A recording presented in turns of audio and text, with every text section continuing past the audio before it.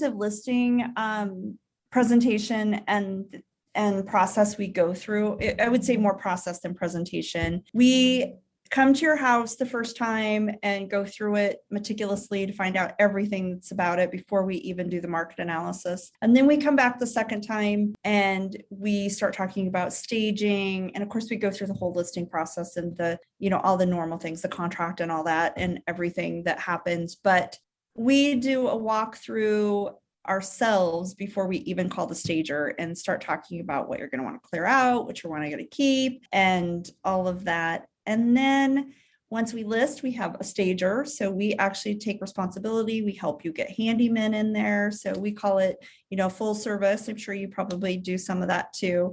If you need to get your house ready and I just don't know who to call and contractors are kind of flaky, we've got you covered. We've got it figured out for you. So we'll take care of all that. And we call it concierge service. We have our concierge service. We have a listing manager. Actually, that's where my husband comes into play, and he will meet everybody at the house. So you don't have to take off work to do it. We will help get everything ready. We actually right now are staging homes for free to the seller when they list with us, which is an amazing plus that they will sell for the most money. I mean, that a staged house that's what everybody wants. So it's a great thing to do. And then we start our marketing thing. We do professional photography, professional video, we sunset pictures, we do drones. So pictures that are aerials is what I'm trying to say. And we have glossy flyers, we have websites, everything you could possibly think of that's out there, we're doing for our clients. We just feel like our clients deserve it's a home lots of times is one of your biggest investments and it deserves to be listed properly and to get the most money for it. And we take it very seriously when you hire us, that is what we're going to offer you. Don't bother going the other way. One call takes care of everything. We love to do it too. It's amazing to see that before and after transformation from when we, first see the house sometimes to when it's all done and listed and looks beautiful and the glossy brochures. And it's incredible to see the makeover and the difference. A lot of times we actually need to do a better job of putting those before and after pictures out there on our website so everybody can see them. Because I was going to ask you, did you post them somewhere? Did you share sometimes them with your post them. buyers? The ones we really love, we do post on social media. We need to do a better job of putting that out there though, because even if you're not interested in the house, it's just fun to see the transformation. And it's very nice when somebody comes in and looks at a home with fresh set of eyes. Sometimes we have people that move in and then say, oh, I'm so sad that all the staging's gone. Because they're like, it looked so great. Now I've moved in and the house is empty. And you could buy that too. It's good. You've got that moving day disappointment when it's your furniture versus all the beautiful staging. I'm sure you've had that too. I know sometimes people ask, well, can I buy the staging furniture because it just looks perfect? We could always talk about that with the stager, and that's a whole different transaction. We had this incredible mid-century house up on what we call the bench in Boise late last year, like in November. That was up, and the stager he went all mid-century staging, really matched the character of the house. It was incredible. And he put in this velvet green, like emerald green couch. And I just love to go sit on the couch. There's like all these pictures of me on this green couch, right? Because we just loved it so much. And when the buyer moved in, they called and said, hey, any chance where they got that emerald green couch that's not here? And I'm like, I don't know. I'll call and see if I can find it. But I need to buy that couch. You need the couch. Yeah. She's like, my couch is not doing it. I need that emerald green couch, right? It doesn't have the same effect that it did when I first fell in love with the house. Yeah, exactly. What was the transaction that changed your life? So my second, I don't know about changed my life, but definitely set the course of my career and how important having a good agent is, and how important having somebody who's reading everything and doing all that due diligence and making sure the contracts, the I's are dotted and the T's are crossed, and somebody with some experience. My second transaction ever, when I got my real estate license, I did join a team, and I had a really great mentor above me. I was with her for a year, and she was very experienced and knew what she was doing. And I took real estate. My husband makes fun of me because I'm the person, he always says, you get a learning book in the mail every, 2 or 3 a week. And he's right, I do. Matter of fact, right before this, I just ordered 5.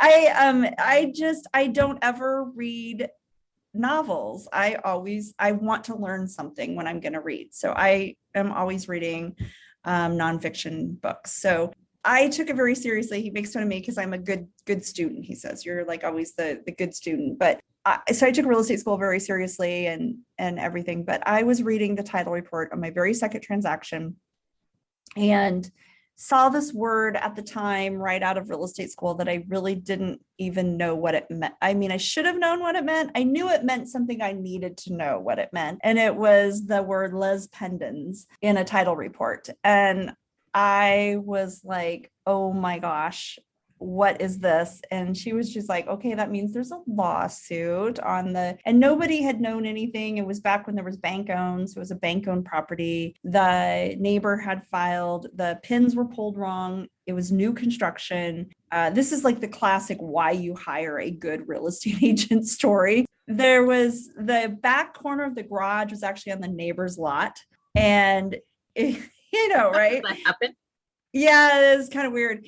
And it was this beautiful brand new house that the builder, I think, knew that and just ran from it. It was back in 2009. And so there's this whole thing. And, I was so excited. The house was, at the time back then in Boise, it was, a more expensive house at like 600,000. And I was so excited to be, have this so early in my career. I'd only had my license for a couple months and I was so excited. And I was not letting that deal fall. My client wanted that house so badly. She was, when she found out that it had the whole problem and everything, she was in tears because she thought she was going to lose the house. And so I was committed to making sure that was going to work out for her. And the whole deal was just falling. And I said, well, what if we have a meeting? I don't know. I always thought like, we'll have a meeting. We'll get the title company and the other party and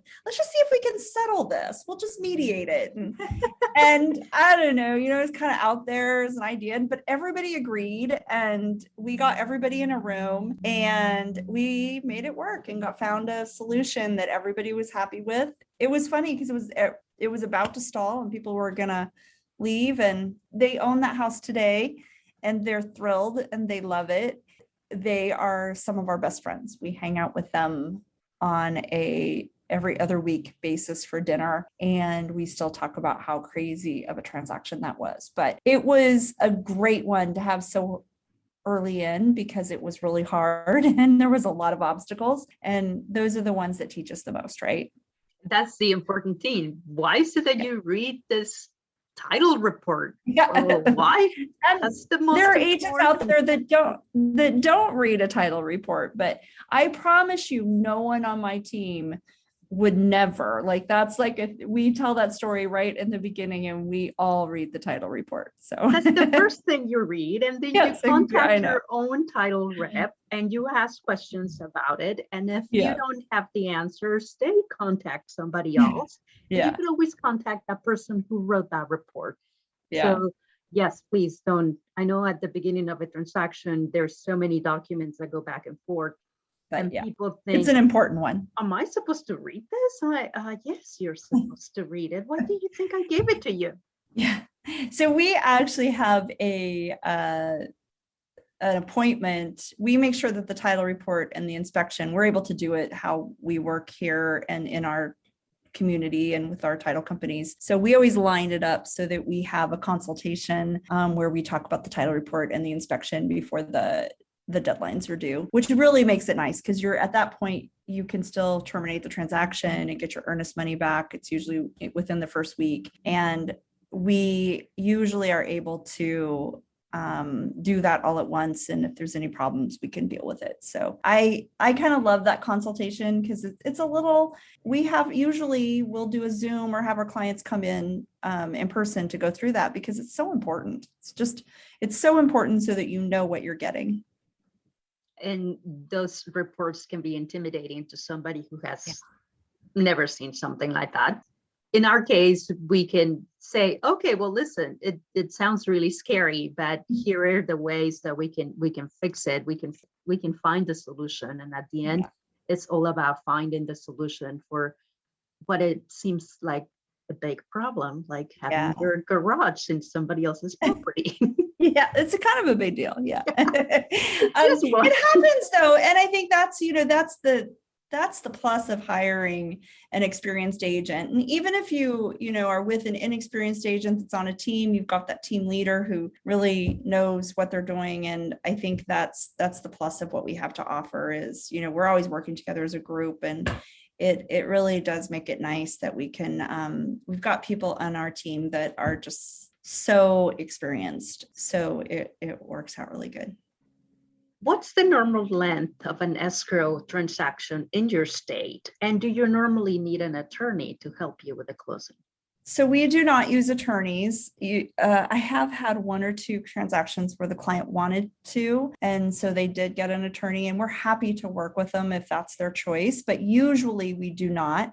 We go through a title company and we get a title report, and agents are trained to be able to handle that. So we kind of have that. If there's anything that's outside of that, like more important, it's a bigger deal, we do often suggest that we'll set our clients up with an attorney to consult about a more complex situation. But normally we do not use attorney. We don't use an attorney at the closing table. We just go to title. And as an agent, we always attend our closings so that we can make sure that everything's in line for you and everything's checking off. And we're there just as moral support and to answer any questions that you might have to. So along with the escrow officer so that you have representation. The normal length of our escrow has been typically 30 days. There have been some markets, in the past decade where they're like, we're needing 45 right now, but usually 30 days. And we're in such a competitive market in Boise right now. I know most of nationally, everybody is. We in Boise are definitely there. Our listing inventory is down 75%. So it's a little in some parts of town. So it's a little challenging to find a home. So we are doing a lot of off-market sort of things right now, looking for homes before they're even listed, really staying in contact. Those relationships are so huge from agent to agent, and searching solds and reaching out to people to see if they would consider selling. We're doing those sorts of things to get people under contract. But so if you can do less than 30 days, if you're cash, if you can do 2 weeks, it's definitely a plus in this market. Standard's 30 days, I would say. Same over here. Cash, we can close a deal a little bit faster than when we need a lender. Lenders are right now so backed up because of the appraisers needing a little bit of extra time, that we are seeing that 35 days, at least right now, with this seller's market that is taking place all across the globe, it seems. Yeah, I know. Yeah. Which is the most memorable transaction of your career? So again, I'm going to go back. I know I've had memorable ones recently too, but I think that just some of the most interesting ones I've had were a little further back in the day. And I had back in 2013, maybe, I had this, I'm going to say kid, because I was so proud of him. He was the most grateful child I have seen. Anyway, he was 20 years old and he was buying a house. And I was so proud of him. He had he's qualified for $100,000. And in 2013 in Boise, you could actually buy something for $100,000. You couldn't today, but back then you could.